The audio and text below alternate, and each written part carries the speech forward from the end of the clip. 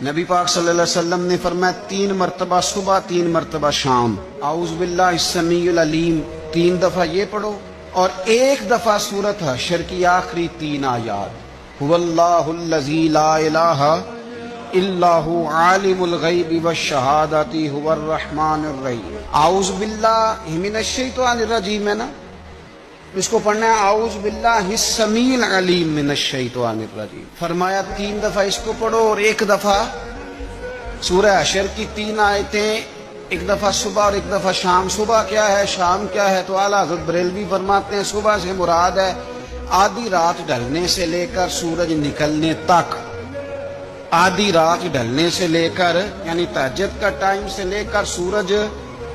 اور شام کیا ہے، دوپہر ڈھلنے سے لے کر مغرب کی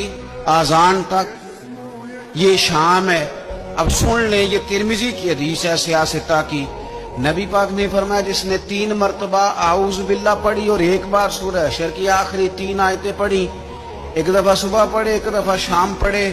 نبی کریم علیہ السلام فرماتے ہیں اگر صبح پڑھے گا تو 70,000 فرشتے شام تک، اور اگر شام کو پڑھے گا تو 70,000 فرشتے صبح تک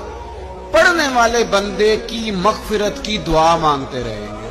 چلے میں تو اس بات پہ بھی بڑا راضی ہوں کہ پہلی دفعہ اہل سنت میں ایسا ہو رہا ہے کہ وظیفہ ملنے پر لوگ نعرے لگا رہے ہیں۔